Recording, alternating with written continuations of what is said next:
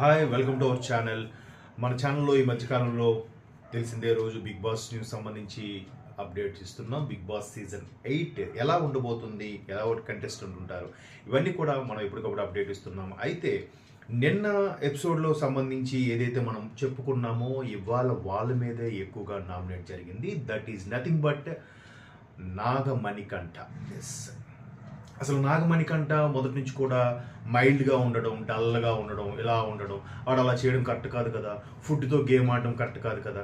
దాని గురించి మనం నిన్న ఎపిసోడ్లోనే కరెక్ట్గా క్లియర్గా చెప్పాం. ఏదైతే తను అందరితో కలవకుండా సైలెంట్గా ఉండి ఒక్కొక్కరిలో మీరు అలా ఫీల్ అవ్వకూడదు, అలా చేయకూడదు అని సైడ్ నుంచి కీ ఇస్తున్నట్టుగా, వాళ్ళని రెచ్చగొడుతున్నట్టుగా ఏదైతే కాన్సెప్ట్లు చెప్తూ వచ్చారో అదే విధంగా ఇవాళ ఎపిసోడ్లో మ్యాక్సిమం నామినేషన్ వేయడం జరిగింది. రేపటి నామినేషన్లో కూడా ఉండబోతున్నారు. రేపు మరికొంతమంది నామినేట్ చేయబోతున్నారు. ఆ నామినేషన్ని తను ఆల్రెడీ మనం ప్రోమోలో చూస్తే మనకు అర్థమవుతుంది క్లియర్ కట్గా.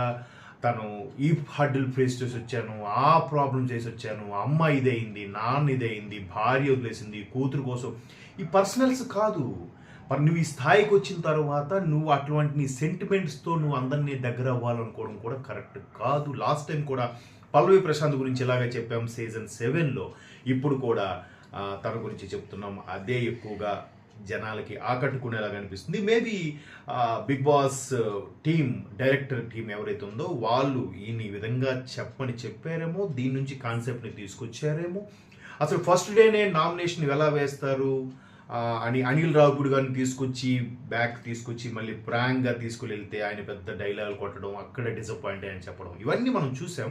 ఓవరాల్గా చూస్తే ఏదైతే చీఫ్ అనుకున్నారో చీఫ్కి ఇచ్చే వాల్యూ లేకుండా పోతుంది. అండ్ మోర్ ఓవర్ ఎక్కువగా దీని మీద నామినేషన్ అనేది జరుగుతుంది. నెక్స్ట్ బాగా నామినేషన్లు వేయడం గట్రా జరిగితే సోనియా మీద వేస్తారేమో నేను అనుకుంటున్నాను. నా గెస్ కరెక్ట్ అయితే ఖచ్చితంగా నెక్స్ట్ రాబోయే ఎపిసోడ్స్లో సోనియా మీద ఎక్కువగా వేస్తారు. ఎందుకంటే సోనియా కూడా ఎదుటి వాళ్ళు ప్రతిదీ పాయింట్అవుట్ చేస్తుంది. అండ్ మోర్ ఓవర్ తాము ఎదుటి వాళ్ళు చెప్పేది వినడానికి ప్రయత్నించడం లేదు, చెప్పు, అవును, కాదు అన్నట్టుగా మాట్లాడుతుంది. ఇది ఎంతవరకు కరెక్ట్ అని అందరికీ నాకులాగే మీకు అనిపించవచ్చు.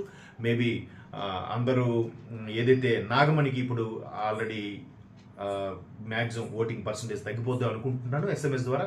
ఇవాళ ఆ ఎపిసోడ్స్లో చూస్తే క్లియర్ కట్గా అర్థమవుతుంది. అండ్ మోర్ ఓవర్ సోనియా తర్వాత నెక్స్ట్ లెవెల్కి సీత, మన కిరాక్ సీత కూడా వస్తారేమో అనిపిస్తుంది. చూద్దాం రాబోయే ఎపిసోడ్స్లో ఎలా ఉండబోతుంది అనేది. ఇవాళ ఎపిసోడ్ మొత్తం ఆద్యంతం చూస్తే ఒక్కసారిగా ఎక్కువగా మన బేబక్కి సంబంధించి, బెజవాడ బేబక్కి సంబంధించి ఎక్కువ నామినేషన్స్, అలాగే నాగమణి మీద ఎక్కువ నామినేషన్స్ వచ్చాయి. నాగమణి మీద నామినేషన్స్ వస్తాయని మనం ఎక్స్పెక్ట్ చేసాం.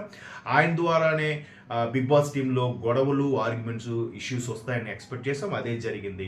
బేబక్కకు మాత్రం తను ఎక్కువగా పెద్ద తరహాగా ఉండడం వల్ల కూడా స్టార్టింగ్లోనే నామినేషన్స్ ఎదుర్కొంటూ వచ్చింది. బట్ అప్పుడే హౌస్ నుంచి వైదొలిగే ఛాన్సెస్ అయితే ఉండవు. ఎందుకంటే బేబక్క చాలా మెచ్యూర్డ్గా, ఎవరైనా కూడా రైజ్ అవ్వకుండా కూల్గా మాట్లాడుతుంది. కాబట్టి లాస్ట్ సీజన్లో శివాజీ గారి పాత్ర ఈ సీజన్లో బేబక్క పోషిస్తారని ఆల్మోస్ట్ ఆల్ మనకు అర్థమవుతుంది. చూద్దాం. రేపు నామినేషన్లో ఆల్రెడీ ప్రోమో చూసాం. మళ్ళీ నాగమణికంఠ సేమ్ అదే, తన పర్సనల్స్ అన్నీ చెప్పుకొని ఎవరేం చెప్పినా పెద్దోళ్ళేంటి చిన్నోళ్ళేంటి అని అనడం కాదు. ఏదైనా మరి అలాంటప్పుడు బిగ్ బాస్ హౌస్లో ఫుడ్కి కూడా ప్రయారిటీ ఇవ్వకూడదు.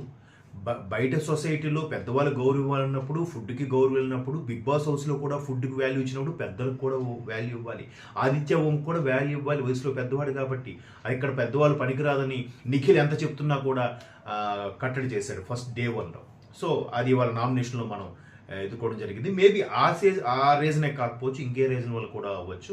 చూద్దాం. నెక్స్ట్ మళ్ళీ రేపు నామినేషన్లో పృథ్వీ ఎక్కువగా ఫేస్ చేస్తాడా, లేదంటే నబీలా, లేదంటే సోనియానా, సీత అని చూస్తాం. వీళ్ళు ఎక్కువగా వస్తున్నారు. బ్యాడ్ లక్ మన ప్రేరణ కూడా ఒక నామినేషన్కి వచ్చింది, బట్ నామినేషన్ పడలేదు, ఆ రౌండ్లోకి వచ్చిందంతే. సరే, రేపు ఎపిసోడ్ బట్టి చూసి మనం చెప్పింది మ్యాక్సిమం రైట్ అనిపించవచ్చు. ఇది చూస్తూనే ఉండి సబ్స్క్రైబ్ చేసుకోండి.